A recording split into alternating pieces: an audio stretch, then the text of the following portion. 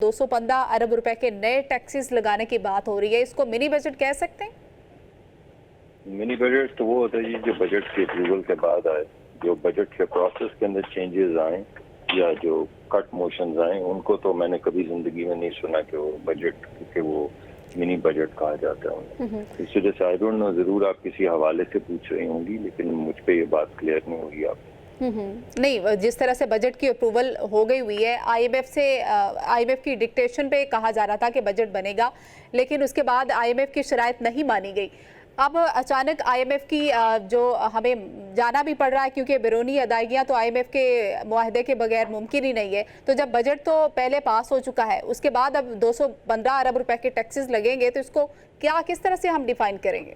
I think इसमें दो तीन चीजें हैं। एक तो कुछ हमारी अपनी जरूरियात थी, आप पिछले दिनों में देख रही थी कि कुछ हमारे सियासी हलीफ जो हैं वो डेवस्टेशन फंड के अंदर इजाफत मांग रहे थे, और कुछ ये कि जो हमने तरक्याती मंसूबे पेश किए हैं उनके लिए कुछ इजाफी हमें रेवेन्यूज की जरूरत थी।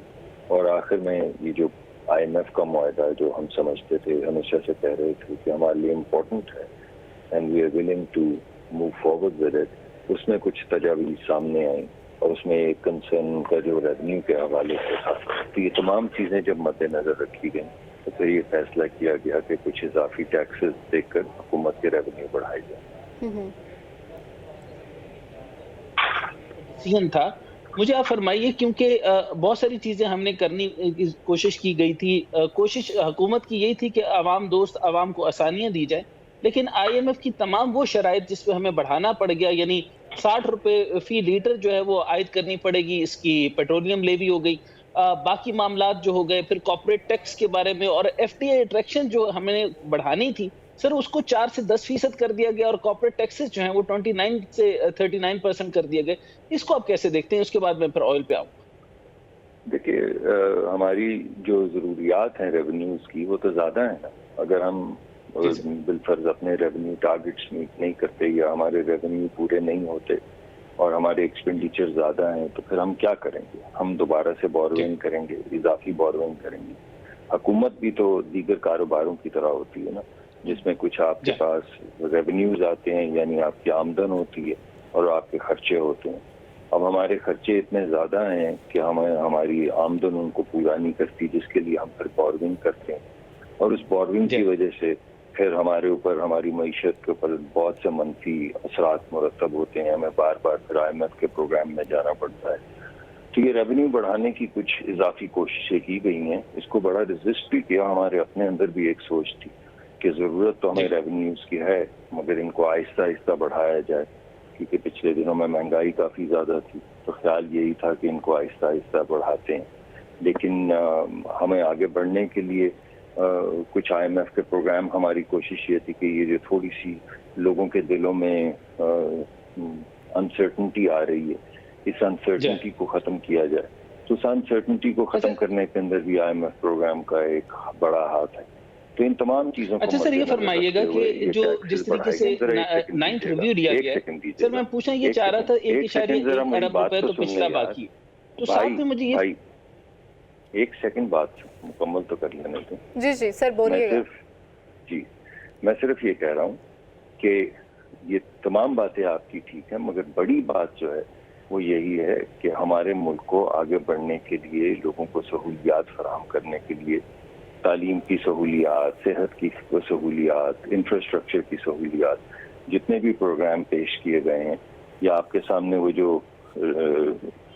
दही इलाकों के लिए एक स्ट्रैटेजी पेश की गई है, जिसमें दही इलाकों की प्रोडक्टिविटी बढ़ाई जाएगी, साथ वहाँ पे छोटी छोटी फैक्ट्रियों के लिए कर्जा दिया जाएगा, जिसमें ये जैम और पल्पिंग और जूसेस बनाने उनकी फैक्ट्रियाँ लगेंगी, और शहरी इदारों में जो इलाकों में जो SMEs के लिए एक नई हिकमत अमली तजवीज़ की गई है, उन तमाम चीज़ों के लिए पैसे काफ़ी ज़्यादा चाहिए थे। इस वजह से ये कुछ इजाफी टैक्सेस लगाए गए हैं। मैं माफ़ी चाहता हूँ, मैंने आपकी बात काटी। नहीं बिल्कुल ठीक है, माय अपॉलॉजी, क्योंकि सर मैं दूर बैठा हूँ। अच्छा ये बताइएगा सर, ये मैं पूछना ये चाह रहा था ताकि आपसे मुझे ज़रा इस्लाह भी हो जाएगी। ये हमारा 9th रिव्यू है, 1.1 हमें पिछला मिलना था, अब एक्सटेंडेड फंड फैसिलिटी है, तो सर हम इस क्वार्टर का 6 अरब रुपए देंगे और साल का 23 अरब डॉलर हम देंगे, تو تب جو ہمارا جو جس طریقے سے سری لنکا کے اوپر بورڈ بیٹھا تھا ویسا تو کام نہیں ہوگا نا سر. ہم $6 ارب ان کو دے رہے ہیں IMF. نہیں، ہم نے جو پیمنٹس کرنی ہوتی ہیں وہ تو ہم نے کرنی ہوتی ہے. مجھے آپ کی حقیقت میں سوال کی سمجھ نہیں آئی. آپ ذرا دوبارہ سمجھائیے، آپ مجھے کیا کہہ رہے ہیں؟ کون سے $6 ارب ہمیں؟ جی مکمل میں یہ پوچھنا چاہ رہا ہوں کہ سر ٹوٹل اس سال کا جو قرض ہوگا ہمارا جو IMF کو ہم نے دینا ہے وہ بات مکمل ہو گئی ہے؟ یعنی ایکسٹینڈڈ فنڈ فیسلٹی کے مطابق ہمیں ان کا انٹرنل بورڈ جو ہمارے انٹرنل معاملات میں انٹروین کرتا ہے وہ تو نہیں ہوگا؟ نہیں، بالکل نہیں جی. یہ بجٹ جو ہے یہ تو ہماری جو ساورن فریم ورک ہے اس کے اندر بنایا گیا ہے. اس وجہ سے اس میں تو کوئی معاملہ نہیں ہوگا کسی بھی صورت. ہماری جو پیمنٹس ہیں وہ تو ویسے بھی ہمیں کرنی ہے. اگر IMF نہ ہو تو کیا ہم پیمنٹس نہیں کریں گے؟ آپ کے خیال میں ہم اپنی تمام پیمنٹس پہ ڈیفالٹ کر جائیں گے؟ ایسا تو نہیں ہوگا نا جی. تو ہم نے اپنی پیمنٹس تو ہر صورت کرنی ہے. تو میں نہیں سمجھتا کہ ہماری پیمنٹس کے اندر کوئی فرق پڑے گا.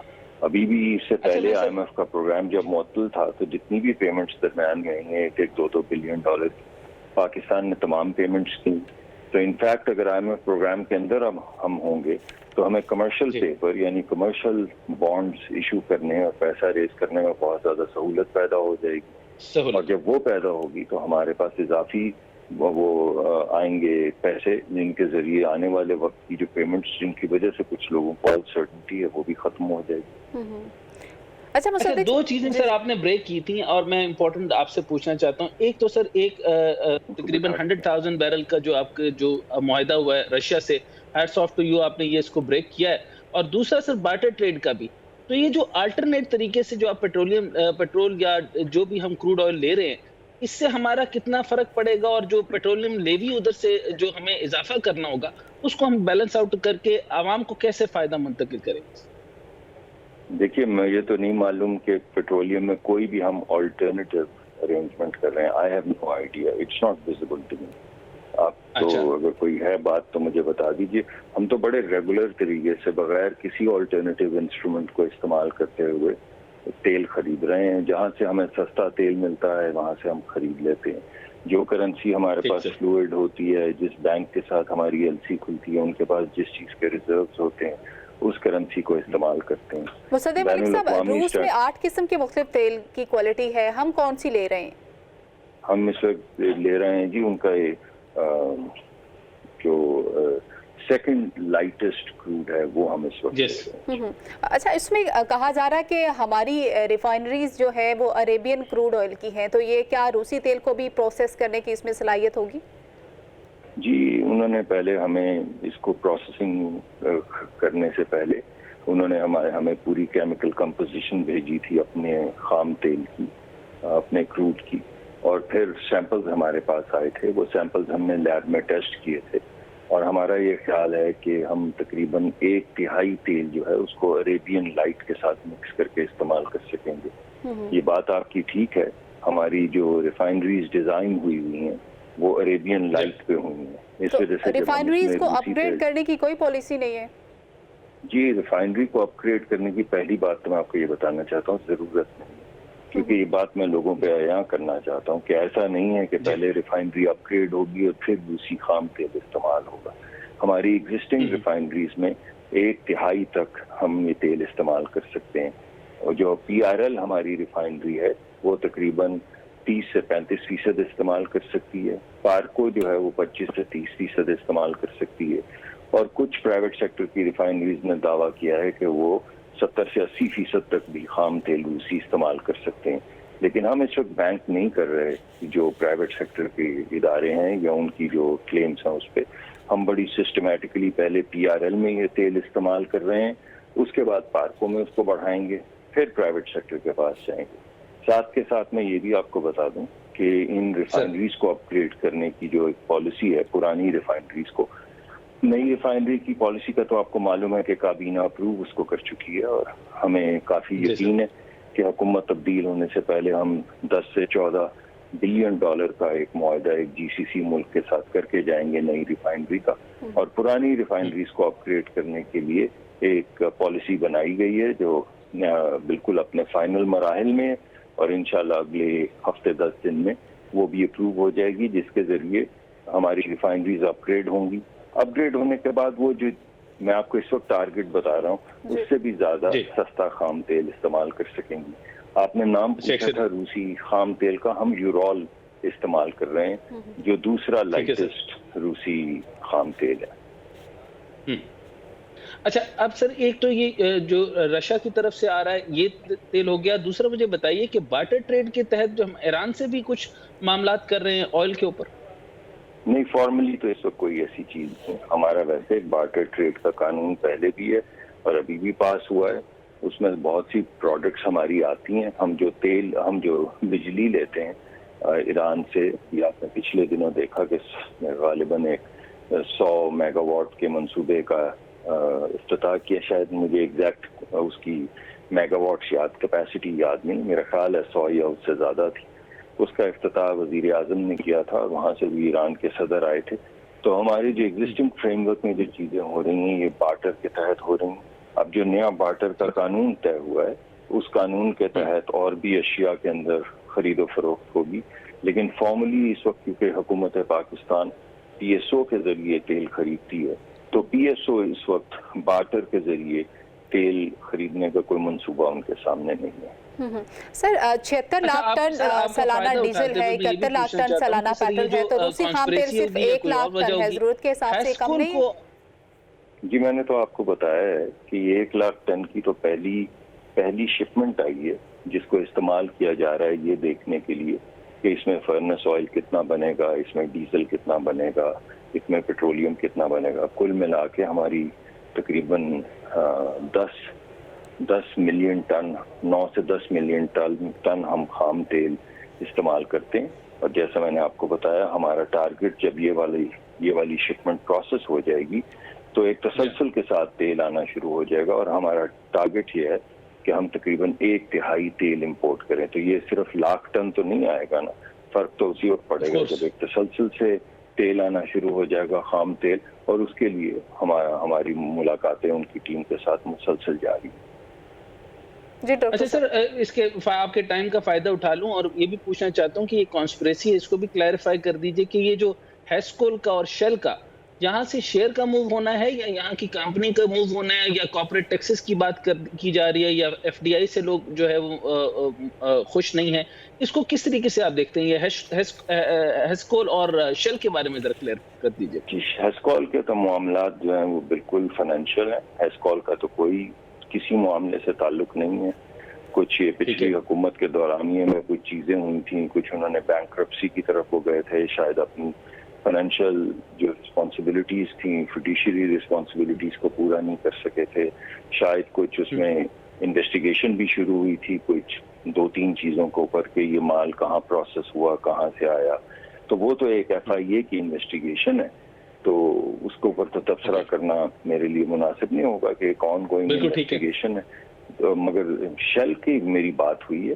شیل نے تو یہ مجھے بتایا ہے کہ واحد ریزن جس کی وجہ سے انہوں نے فیصلہ کیا ہے کہ وہ انویسٹرز ڈھونڈیں وہ یہ ہے کہ ان کی کارپوریٹ اسٹریٹجی بدل رہی ہے.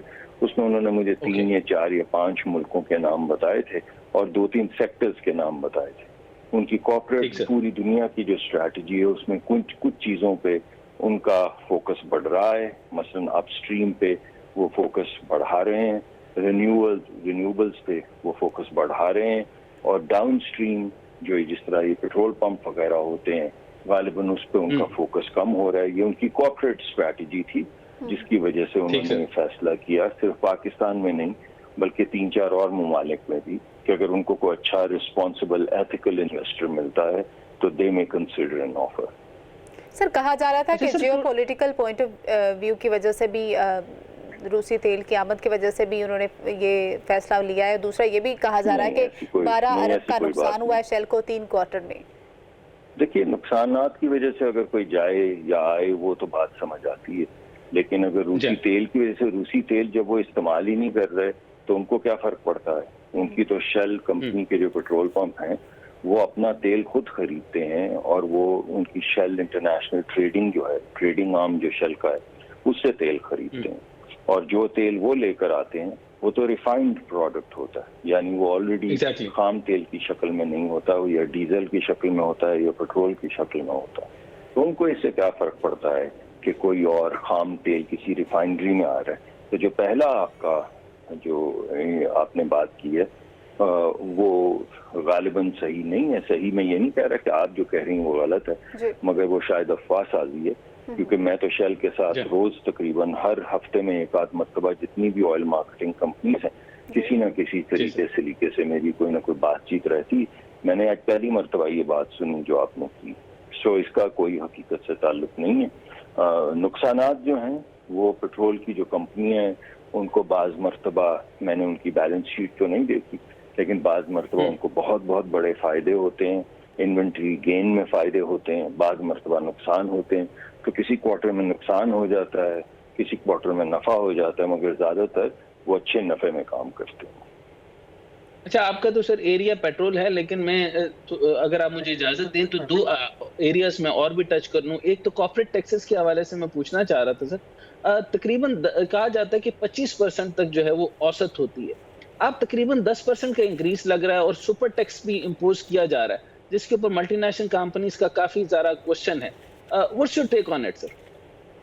جی, میرا خیال ہے کہ over a period of time ہماری ٹیکسیشن نیچے آنی چاہیے اور ہماری ٹیکسیشن نیچے آئے گی. لیکن جیسا آپ بڑی اچھی طرح سے جانتے ہیں, اور بالخصوص ہماری حکومت تو ہمیشہ سے لوگ اس کو جانتے بھی اسی حوالے سے ہیں کہ یہ بہت زیادہ گروتھ فوکسڈ حکومت ہوتی ہے. اور ہم جب آئے ہیں تو میں آپ کو یقین دلاتا ہوں کہ آنے والے وقت میں اگر ہمیں عوام نے موقع فراہم کیا ان دا لانگ رن تو یہ ٹیکسز نیچے آئیں گے. اور پھر آپ موازنہ یہ کر رہے ہوں گے کہ گلوبل سٹینڈرڈز تو 20-30% کے ہیں, لیکن آپ کے ہاں دیکھیے آپ 20 تک یا 25 یا 18 تک لے آئے ہیں.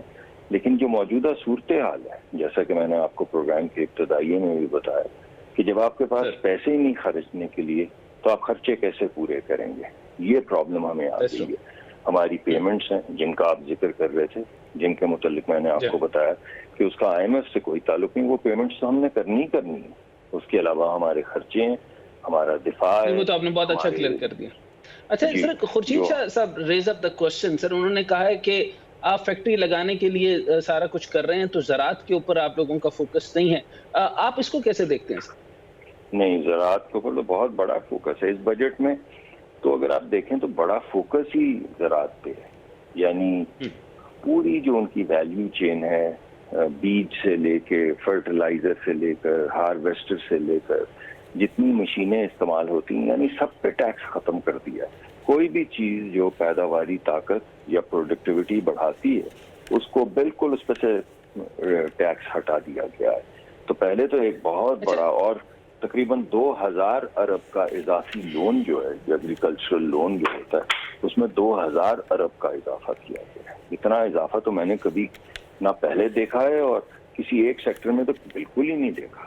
اس وجہ سے ایک تو وہ ایگریکلچرل انویسٹمنٹ بہت زیادہ ہو رہی ہے.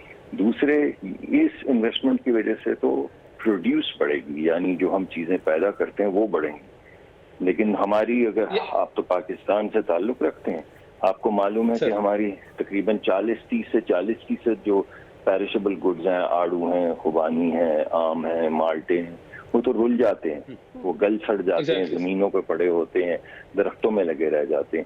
تو اس کے لیے فنڈنگ جو ہے وفاقی حکومت دے رہی ہے تاکہ وہاں پہ جیم لگانے کے, اچار لگانے کے, میں نے پہلے بھی کہا پلپنگ کے بالخصوص چھوٹے چھوٹے کارخانے لگائے جائیں. اور ہمارے ایگریکلچرسٹ جو ہیں وہ ایگریکلچرل انڈسٹریلسٹ بن جائیں. اور ہمارے جو پڑھے لکھے بچے بچیاں ہیں, جو ہنرمند ہیں, وہ ایگریکلچر کے علاوہ اضافی طور پہ اس انڈسٹریل سیکٹر میں بھی آ جائیں. تو اس وجہ سے مجھے تو لگتا ہے کہ سب سے بڑی ڈرفٹ جو اس بجٹ میں ہے وہ ایگریکلچر کی طرف ہے. آپ کا سر کیونکہ انٹلیکٹ بہت زیادہ ہے اور اس میں بزنس ایکومن بھی آپ کا دیکھتا ہوں. آپ ابھی تو اسپیسیفک ایک منسٹری کو دیکھ رہے ہیں, لیکن میرا خیال تھا کہ آپ اس سے زیادہ وائڈر چیز میں بھی جائیں گے.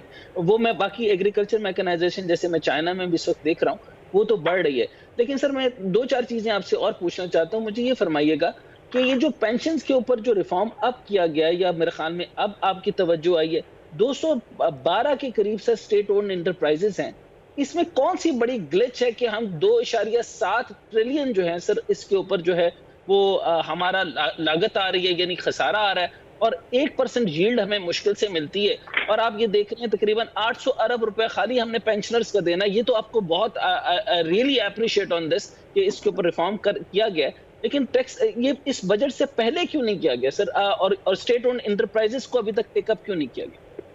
میرے خیال میں اس میں گلچ ایک ہی ہے، وہ ہے وقت کی. آپ اگر 6-8 مہینے سال پہلے 3-4 مہینے تو آپ اکانومی کو اسٹیبلائز کرتے ہیں، پھر آپ ریفارم کی طرف جانا شروع کرتے ہیں.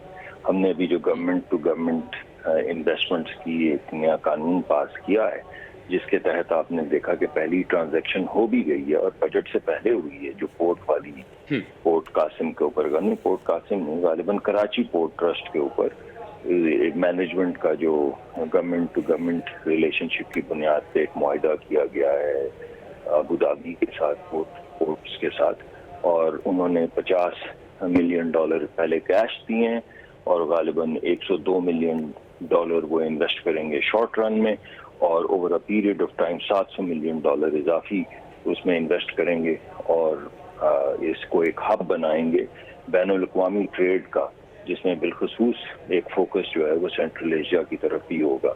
تو یہ تو ٹرانزیکشن ہو بھی گئی ہے. تو اب جو قانون بنایا ہے اس میں دیگر ٹرانزیکشنز ہوں گی. آلریڈی ہم 3 ممالک کے ساتھ، تو مجھے پرسنلی معلوم ہے کہ G2G کے اندر یہ تمام جو لاس بیئرنگ انٹرپرائزز جن کا آپ ذکر کر رہے تھے، اس کی ایڈوانس سٹیجز کے اوپر گفتگو چل رہی ہے کہ کیسے ہم نے ان کی ویلیویشن کرنی ہے، کیسے پرائس ڈسکوری کرنی ہے، اور کیسے ان کو بیچیں گے، جس سے وہ تمام معاملات جن کا آپ ذکر کر رہے ہیں وہ ختم ہوں گے. جو ہچ ہمارے سامنے آئی وہ یہ کہ ہم 5 سال کے لیے تو آئے نہیں تھے، تو 1 سال میں ہمارے پروسیسز اتنے لمبے ہوتے ہیں کہ وہ بڑی مشکل ہو جاتی ہے کسی چیز کو پرائیویٹائز کرنا. اسی لیے پھر یہ G2G جس طرح کا پوائنٹ میں نے آپ کے سامنے رکھا ہے، اس طرح کی جو چیزیں اور اصلاحات، جیسے پینشن کے اوپر ابھی ہم نے غور سے دیکھا، کئی لوگوں کو برا تو لگے گا کیونکہ وہ 3-3 4-4 پینشنز کھا رہے تھے، کئی اور بھی معاملات ہیں.